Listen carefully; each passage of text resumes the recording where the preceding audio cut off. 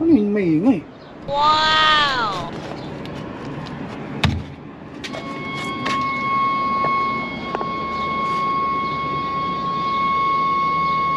Hindi sa truck yun.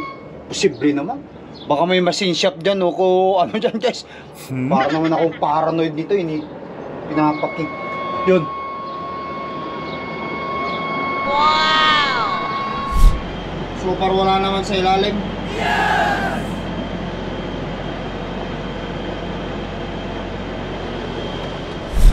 Okay. Make sure dito.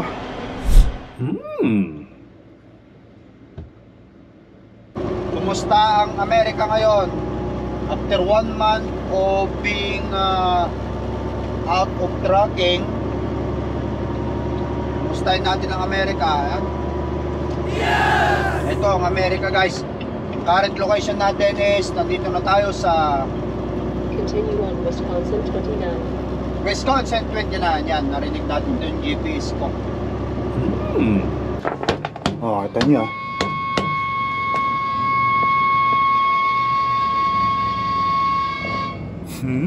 Ano yun? Ano yung ingay?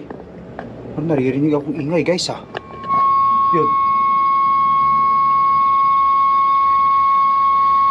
Truck yun. Di ay trailer. Dito sa trailer to Oh. Ayun. Ingay na naririnig mo kaya yun.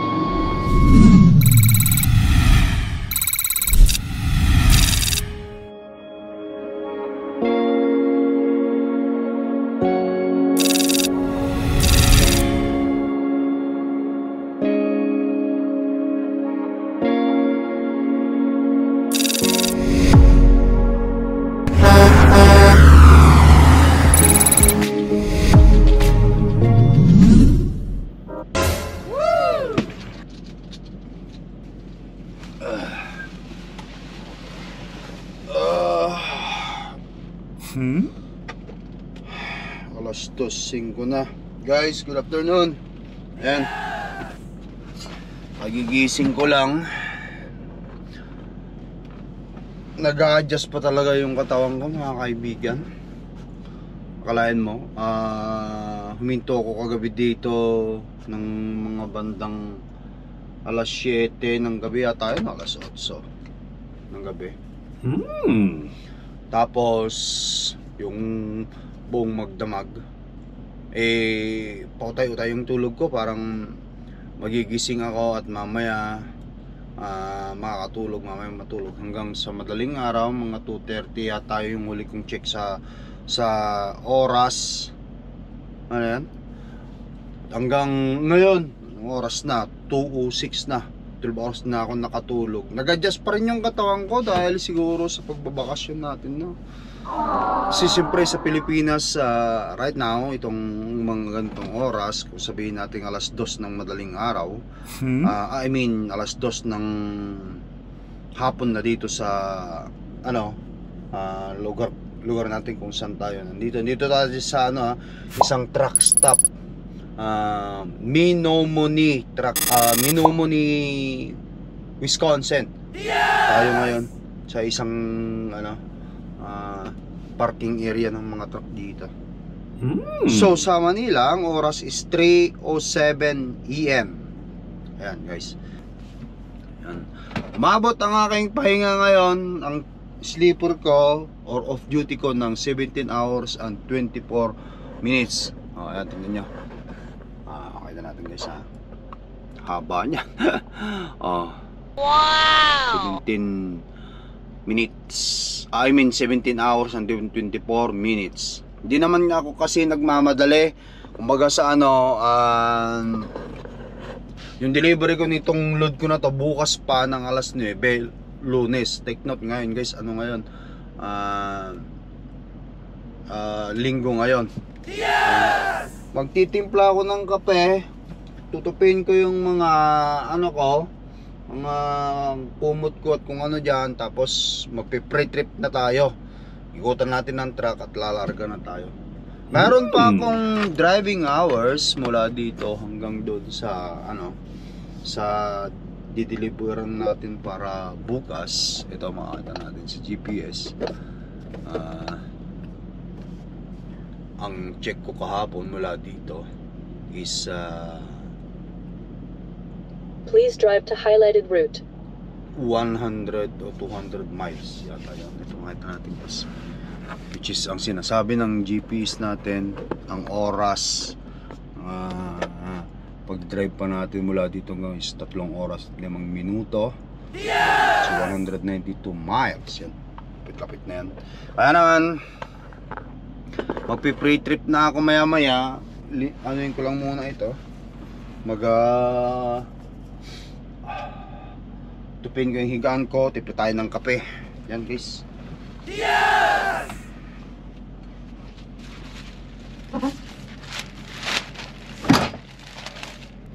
Okay. Yes!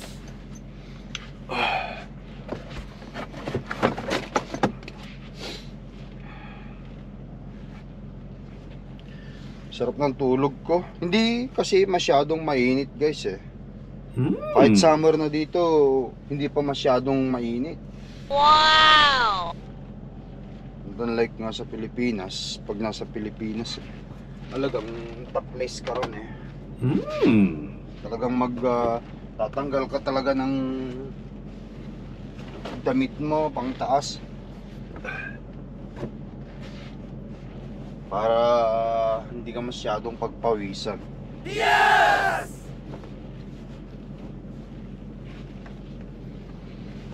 Alright guys,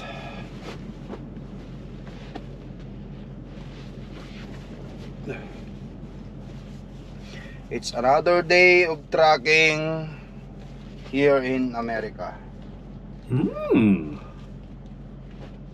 Okay. Alright. Yes!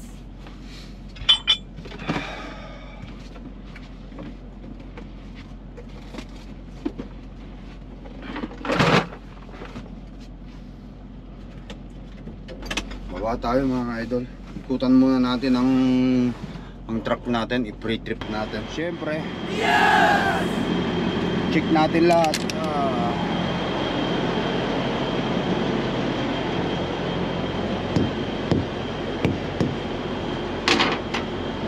Temperature ng ating karga 32 ang box, 20 ang set point. Okay.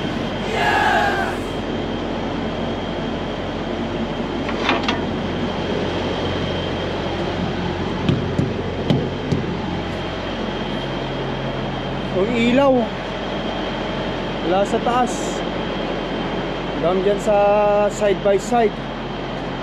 Natin ang ultra low sulfur diesel fuel only. Ipot dami pa yan. Ilaw lahat yan yung gumagana dapat.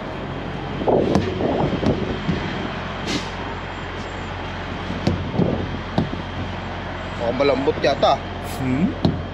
Oo, malambot nga.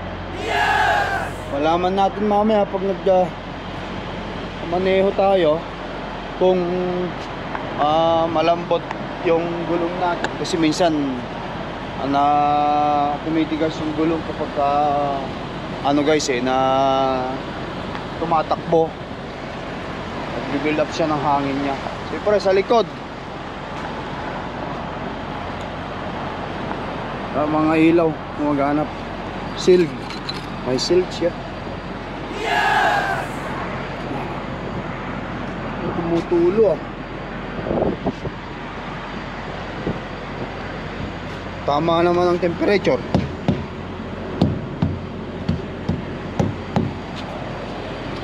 Okay, sik natin dito.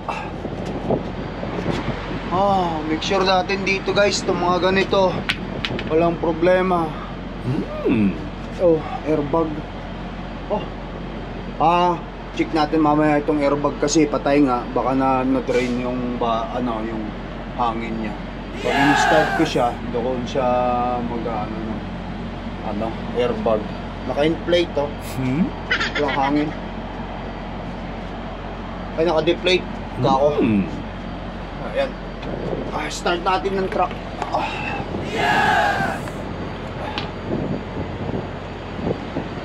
Okay.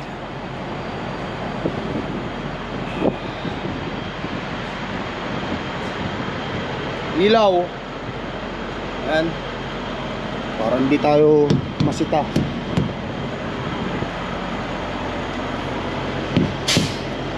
Gulong natin ha. Balahibo pa to. Ito yung bago eh. Papapalit lang. Tapos yung drive shaft, tignan natin baka mamaya naglilik ng langis.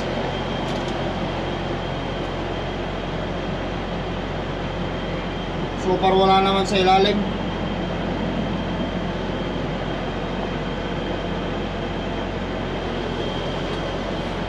Ito yung bago rito na pinalitan. Drive shaft na yan. Wow! Tubig, saan galing yan? Eh, tignan ko guys yung mga ano sa truck, saan naglilik, kasi importante yan eh. Para kung sakali man makita natin agad-agad, ipagawa na. Gano'n na talaga yun. Kung ang unit eh nagka-defecto, wala na tayong magagawa kundi ipagawa. Kasi siyempre ito yung ginagamit natin panghanap buhay bilang owner operator. Yun yung number one natin titignan eh, yung mga malfunction ng mga truck, yung mga unit. Kasi truck sarili natin. Kasi ito pag nag-shutdown to sa ano ka, sinutdown ka niya sa lugar kung saan mahirap gumawa ng rescue, tapos ka, yon, ilaw sa taas gumagana, ayan, makasay. Tapos buksan natin, check natin ang langis muna.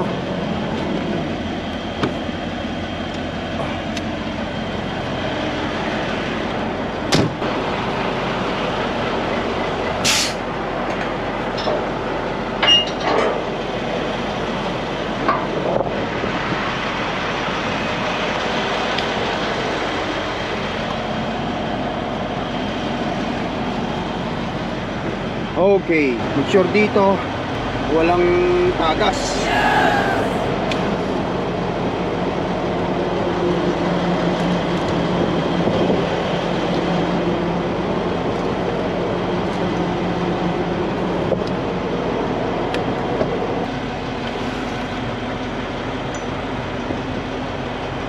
Ayan, puno pa.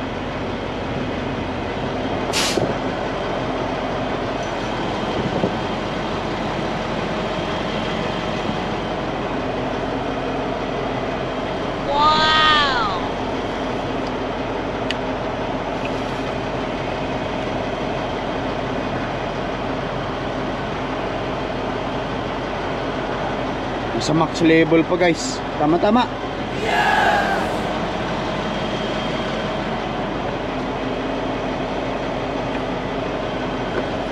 Importante yung mga langis na yan eh. Kasi kapag hindi mo laging tinitignan yung mga langis na yan, kinapos siya ng langis, ang ano kasi guys, masisirang makina pag kulang ang langis, at yung engine brake nya magiging mahina.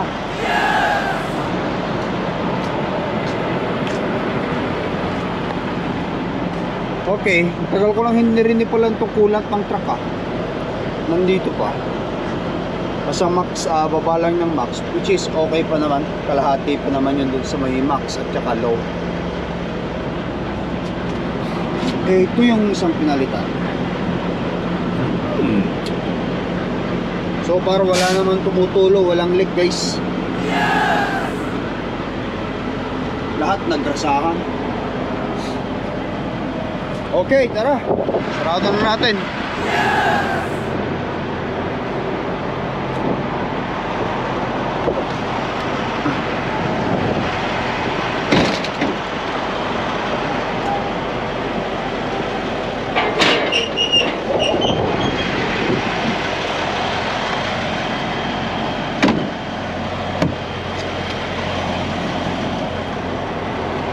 Sa kabila.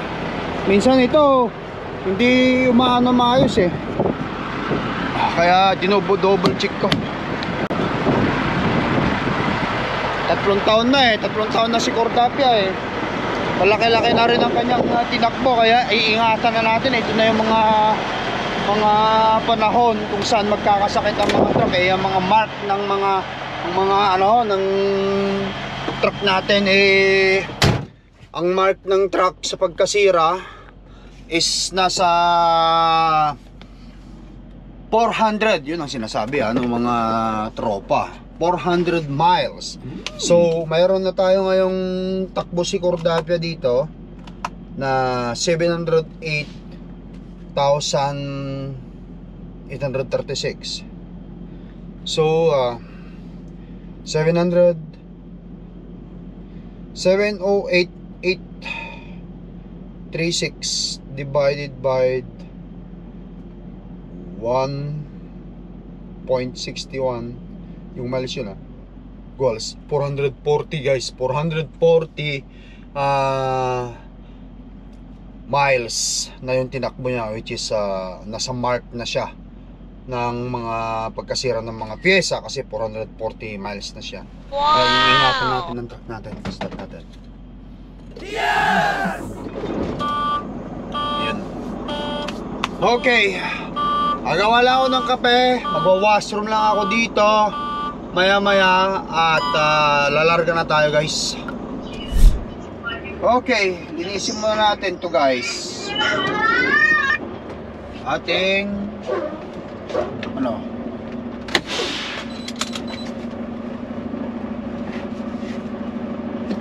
salamin. Yes! Oh.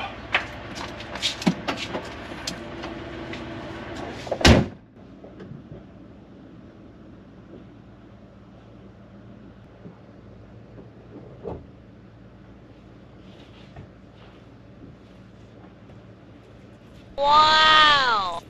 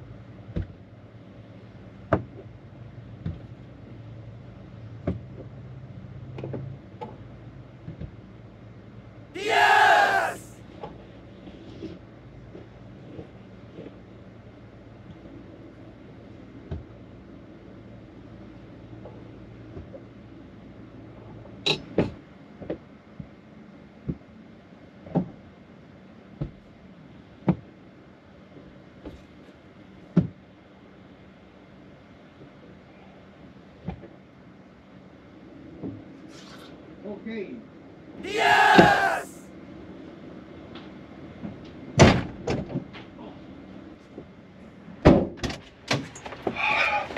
Alright guys, tara!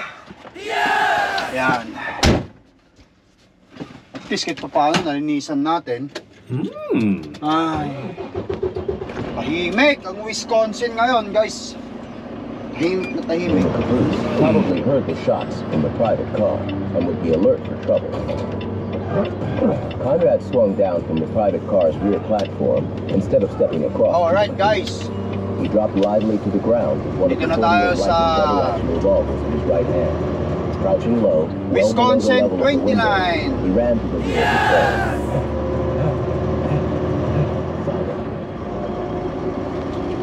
Kumusta ang Amerika ngayon? After 1 month of being out of trucking, kumustahin natin ang Amerika. Ayan. Ito ang Amerika guys. current location natin is nandito na tayo sa Continue on Wisconsin 29. Wisconsin 29. Yan, narinig natin yung GPS ko.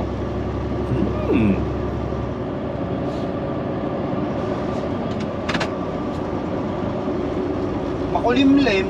Anong oras pa lang pa? Alas 3:53 pa lang. Makulimlim.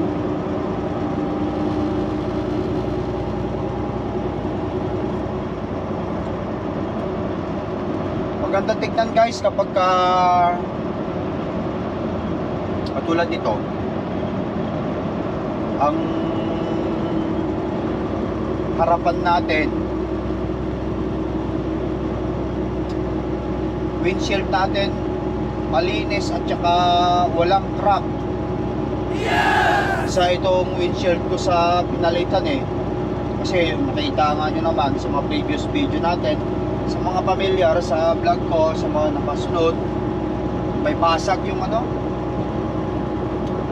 yung windshield ko dahil sa stone chip.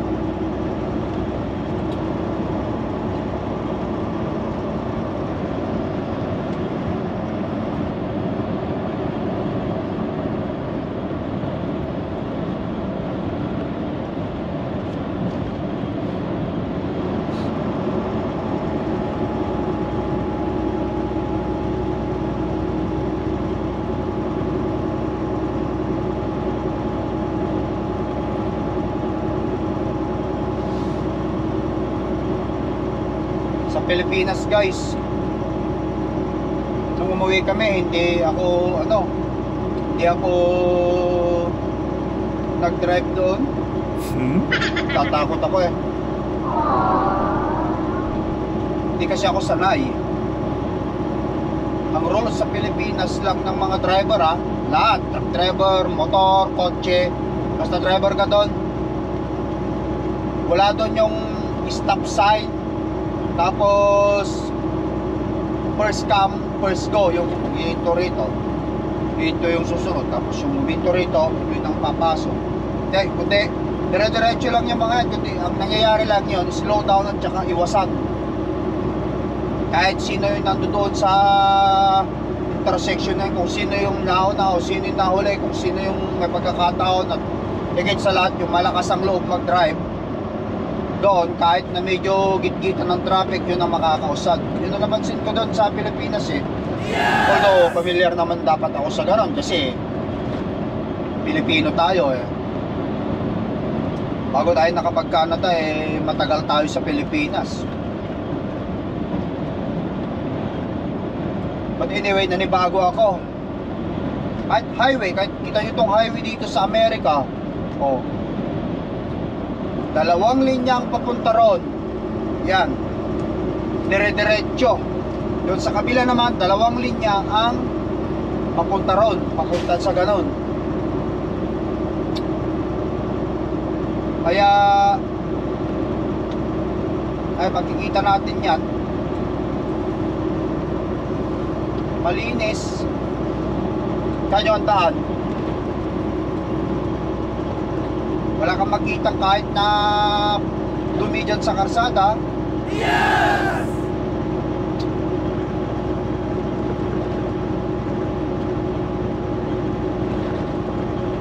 Kaya masarap dito guys ang kaya masarap dito ang mag-drive dito sa America at Canada. Kasi malinis ang karsada.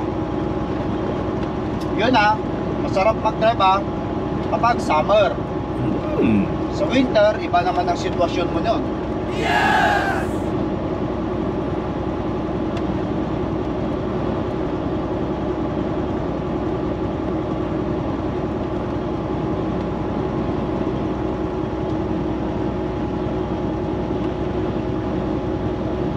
Guys, kaya tayo mani.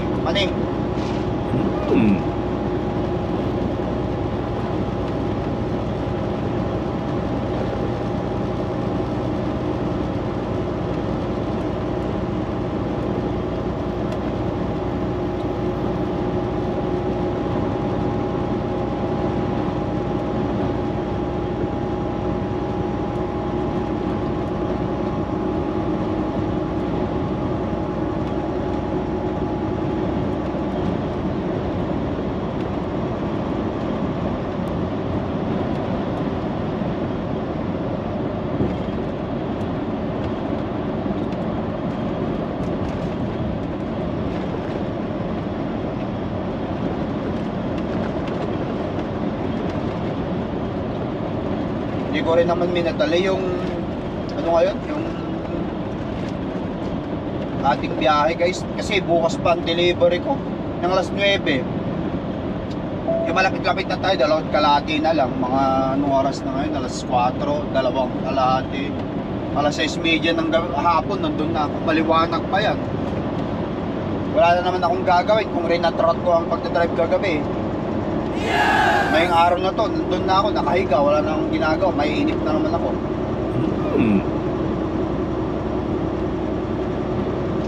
Sabado, Linggo kasi dito, kapag ka tracking ka, transportation ka, yun yung travel time. Yun ibig sabihin nun,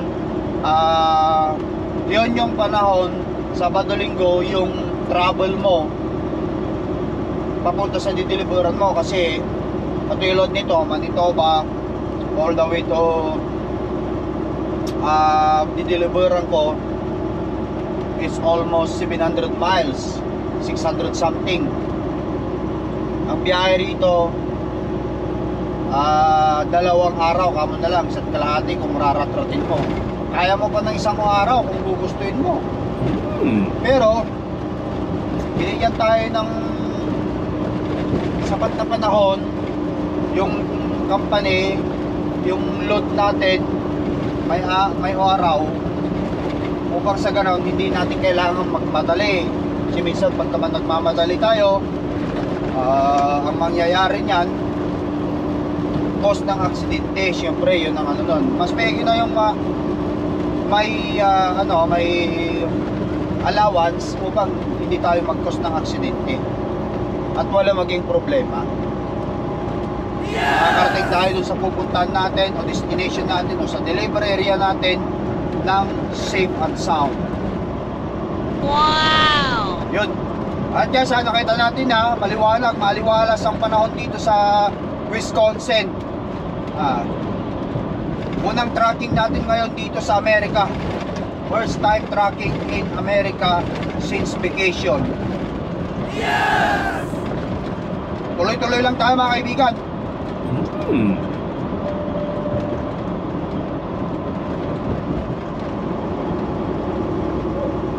Instead, Arturo looked down at Conrad's knees. Oh, you've ruined those trousers. In addition to getting blood all over the rug, you knew you were going to... Alright guys, dito na tayo sa Colby, Wisconsin. Yes! Pay attention tayo sa sign kasi 30 miles per hour lang dito, mga 50 kilometer per hour lang. Summer ngayon, ang mga pulis nagkalat yan, walang ibang tinitignan yung mga yan kundi yung mahuhuli nila, kaya ingat-ingat. Ang posted limit 30.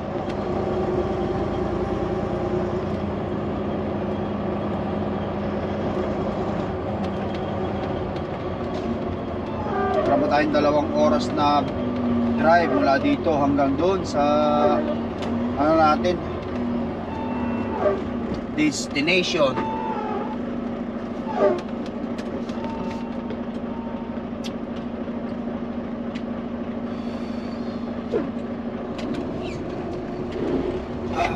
Kape. Coffee is life, guys.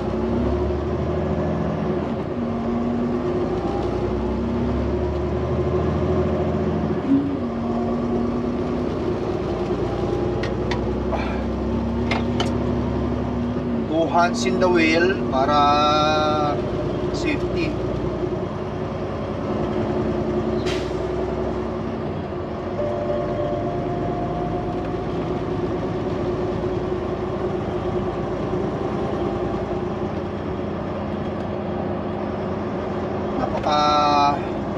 Napakabanayad guys yung takbo ng truck ngayon. Siyempre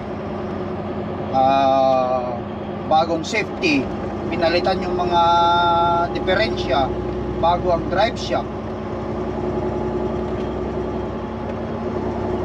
Tigit sa lahat, yung kanyang mga shock doon pinalitan.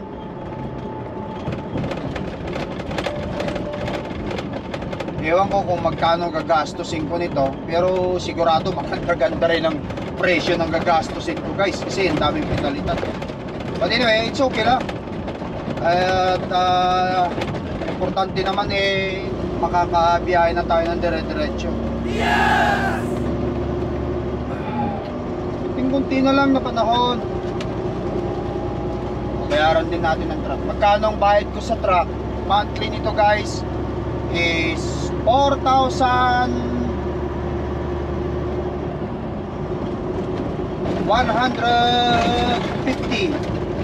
Monthly. Plus 2,000 na insurance at saka plaka. Magkano yun? 6,150 ang monthly kong binabayaran.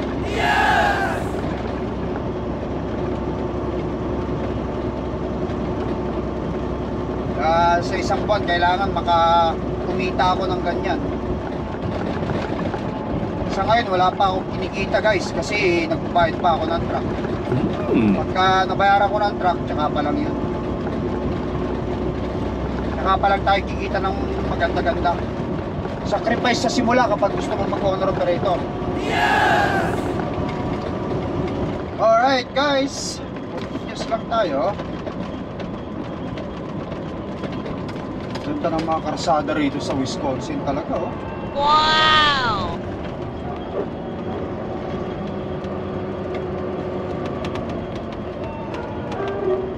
Sana all ganito lagi ang karsada para sa ganon hindi masyadong matagtag.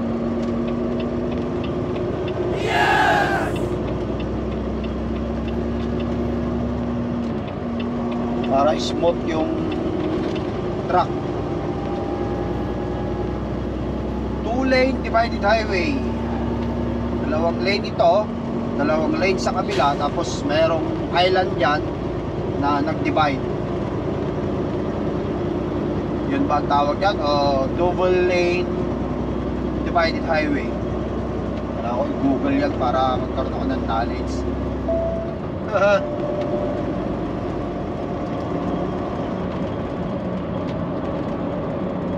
Continuous lang guys ang biyahe. Kanina doon sa dinaanan natin makulimlim, ngayon ito maaraw naman siya. Kita nyo guys, ha? Iba-iba. Lapit na rin tayo sa destination natin, mga 1 oras at kalahati. Bukas pa ang delivery, kaya pa-drive-drive lang ako. Or he squeezed the trigger. If he missed, there was Nakikinig no ng telling where the bullet would wind up. radyo. Brownstones lined the street closely on both sides. A stray shot could hurt someone who didn't deserve it. The next instant, Conrad leaped aside as one of the men he had wounded tried to ride him down. The horse's body clipped Conrad's shoulder with enough force to send him spinning off his feet. He landed next to a carriage wheel. The two men fled on horseback in the other direction from their companion. Conrad held his fire as he stood up. The narrow streets of Boston were no place for a gunfight. Clancy was on top of the man who looked like he was out cold. As Conrad hurried toward them, he heard whistles shrilling in the distance. That's the police, isn't it? Someone reported those shots. Aye, that'll be the coppers. You want to talk to them? I just assumed we did. I think... Alright guys, ayan, nandito na tayo ngayon sa delivery location natin para bukas dito sa New London, Wisconsin. Ayan. Dito na ako magpapark sa isang space na malaki na to, maluwag. At bukas papasok na lang ako dyan sa site na yan. Nakita natin dyan sa facilities na yan. Kasi Sunday ngayon, hindi pa sila pwede magpapasok. Ayan. Of course, muna tayo, magpo-post trip tayo sa unit natin. Check natin lahat bago tayo tuluyang mag-end of shift ngayong araw na to. Ayan guys, kita natin mga ilaw sa baba at sa taas. Bilis tumumi, oh. Ito kapag kapag summer, ito naman ang problema, bugs. Marami to sa Saskatchewan. Ito, pagkalampagin mo yan, ito mga sumasabit, ito mga ito ay yung mga mga ganito. Mga insekto na to doon sa bag, dito sa may parang screen na yan. Okay. Ayan. Natin ang gulong. Lights, trailer. Since katatapos natin mag-drive ngayon, check natin yung minsan kasi guys, kapag hindi mo napapansin ito, natatanggal to eh, nalalaglag to eh, itong drive shaft na to. Doon sa kabila lagi kong tinitignan kasi bagong kabit, baka mamaya nagka-problema eh. At least ngayon pa lang, huminto tayo, nakita natin may diferensya, mapaayos na agad. Yun, so far okay naman siya.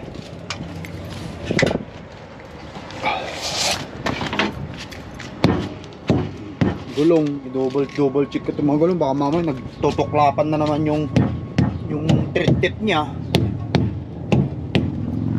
So far wala naman. Oh, alright.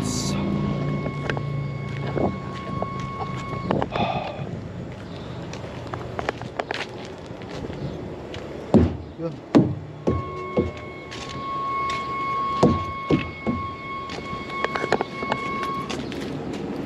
Yan. Kita niyo.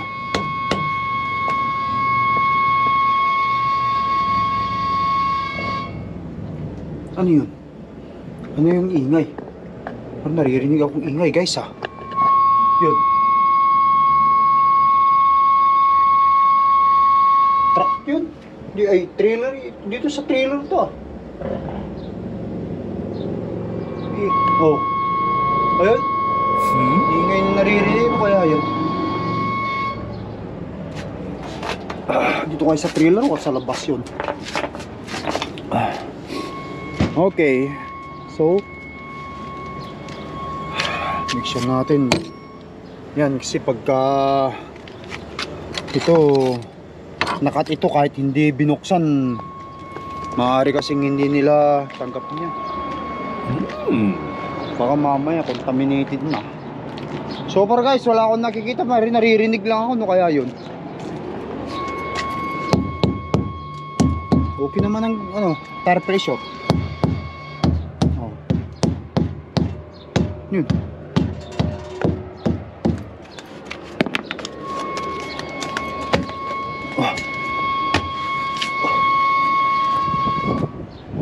Ano yung maingay?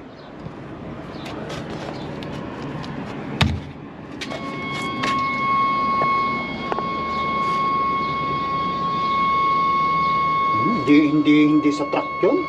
Posible naman. Baka may machine shop dyan o kung ano dyan guys. Para naman akong paranoid dito. Pinapakik. Yun.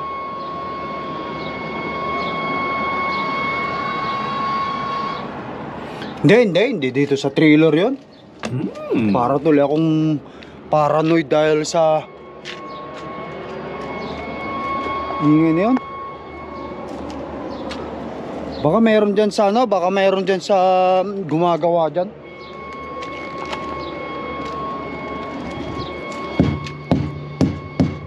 Okay naman ang tigas niya.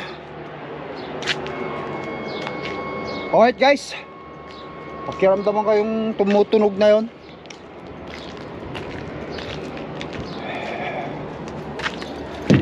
Malamang hindi naman yung unit natin. Okay. Alright. Siyempre, temperature. Dapat to properly temperature yan. 28 ang set point, 28 ang max. Tama-tama yan. Okay. Alright. Mga idol, so natapos na naman yung another episode ng video vlog natin. Guys thank you very much sa inyong walang sawang panonood at pagsuporta sa video vlog nila kayo, no? Maraming salamat. Yes. Ito kayo lagi sa puso ko. Thank you. Bye bye for now. Kita-kita tayo sa susunod video vlog natin. Peace up.